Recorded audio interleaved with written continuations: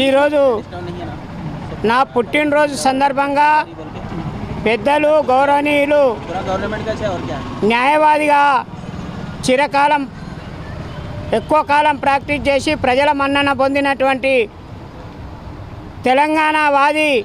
తెలంగాణ ఉద్యమకారులు శ్రీ ఏఎస్ పోషెట్టి గారు ముఖ్య అతిథిగా విచ్చేసినటువంటి కార్యక్రమాన్ని వారు విచ్చేసినందుకు వారికి సభాముఖంగా నేను ధన్యవాదాలు తెలియజేస్తున్నాను. అదే సందర్భంలో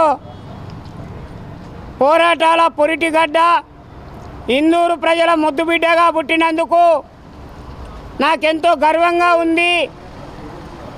ఈ నిజామాబాద్ జిల్లా ప్రజల యొక్క రుణం తీర్చుకోవాలనే ఉద్దేశము నన్ను ఆదరించి కడుపున హక్కున ఏడ్చుకున్నటువంటి నిజామాబాద్ జిల్లా ప్రజానీకానికి నా వంతుగా సహాయం చేయడానికి ఈ నెల 11వ తారీఖున జరిగే మున్సిపల్ ఎన్నికల్లో 35వ వార్డు నుంచి కాంగ్రెస్ అభ్యర్థిగా పోటీ చేస్తున్నాను.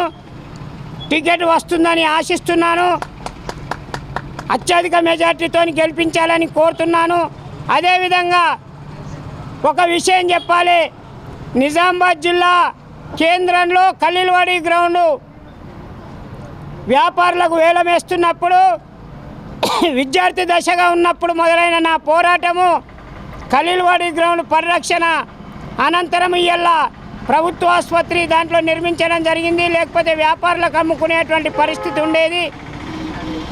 అదే కాకుండా కౌన్సిలర్గా పోటీ చేసి స్వతంత్ర కౌన్సిలర్గా 1800 మందికి కెనాల్ కట్టపై బసవరామ తారకం కాలనీ చంద్రశేఖర్ కాలనీలో పట్టాలు ఇప్పించడం జరిగింది నిరుపేదల కోసము. అదేవిధంగా రైల్వే గేటు బంద్ చేస్తే దానికోసం రైల్వే గేట్ పరిరక్షణ సమితి తరఫున ఉద్యమం చేయడం జరిగింది.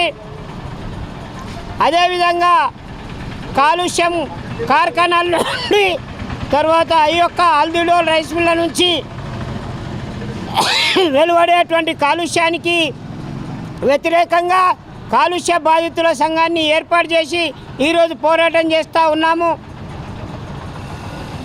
ఒక్కోసారి ఆలోచిస్తే నాకు ఆపసమయంలో ఆదుకున్నటువంటి మిత్రులు పెద్దలు పిసిసి అధ్యక్షులు బొమ్మ మహేష్ కుమార్ గౌడ్ గారు నాతోనే వారి కాలేజీ విద్యాభ్యాసం జరిగింది. వారు నాకు మొన్న మధ్యలో ఆరోగ్యం బాగాలేనప్పుడు వారు స్పందించినటువంటి విధానము, వారు ఆర్థిక సాయం చేసి నాకు పునర్జీవితం ప్రసాదించారు. కాబట్టి కాంగ్రెస్ సేవలోనే నేను పనిచేయాలని వారు రుణం తీర్చుకోవాలని ఈరోజు కార్పొరేటర్గా పోటీ చేయాలని నిర్ణయించుకున్నాను. జిల్లాలో కార్పొరేటర్గా ఈ అస్తవ్యస్తమైనటువంటి నగరపాలక సంస్థ కార్పొరేషన్ను గాడిలో పెట్టడానికి నా వంతు కృషి నేను చేస్తానని ఈ సందర్భంగా తెలియజేస్తా ఉన్నాను.